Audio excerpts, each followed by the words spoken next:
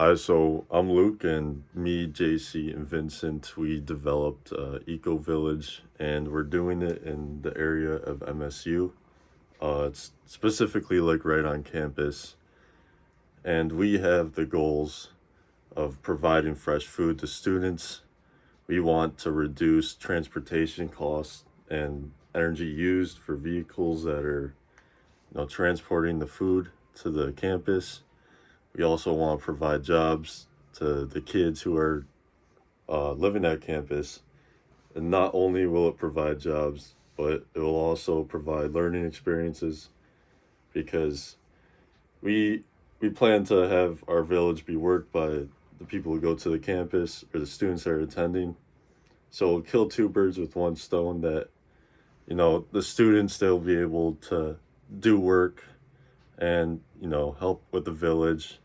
And that village will contribute to the healthy foods that can go to campus students because campus students they don't get much healthy food. Sometimes it's like greasy and it has all these cons to it. So the students will be transporting that over, so they'll be getting a job and they'll be getting better food.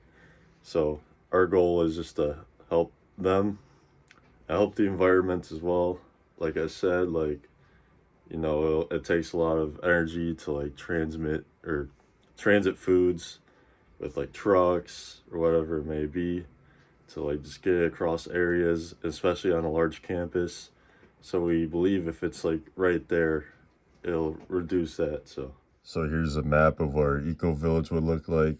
As you can see, these are campus buildings, and there can be more buildings behind it that we can also divert resources to. There will be gutters. This is where the water will be collected, and it can be either diverted towards the greenhouses or the farms, or water storage is right there. So any water that's not used, it can just stay in the water storage for another time to ensure that water is saved. We also have solar panels that are going to be on the buildings, and they can be on the other buildings too. Like I said, this map can extend beyond the campus buildings that are shown here, and we're going to use the energy for that and divert it towards the greenhouses. Obviously, they need to stay warm year round, and that needs power. So we're going to use that energy to ensure that the energy is sustainable and not damaging to the environment. And here's our farms as well. And everything's nice and organized in rows and columns. And there's going to be a nice flow of water and whatever resources that we may need to get. It's very easy to navigate for students who are working there. And yeah, this is the map.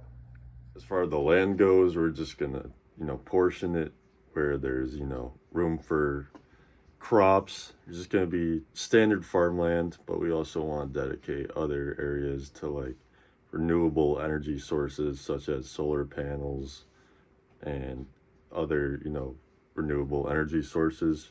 We can also, like how I mentioned earlier, take advantage of the buildings that are already in place.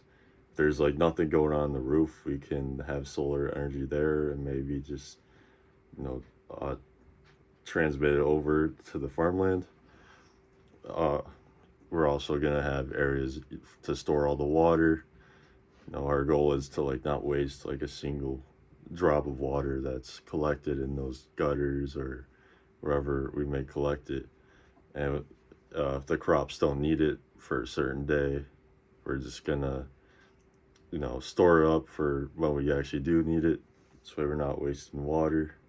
We also plan to have a decent chunk of land be dedicated to greenhouses.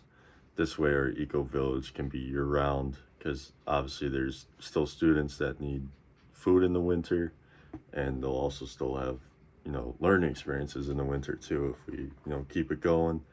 So we'll have greenhouses, and that's how we're gonna ration up the land. We'll have greenhouses, area for water, renewable energy sources, and just standard farmland. And the combination of these things should be sustainable, and it should allow for the students to get their food and learning experiences.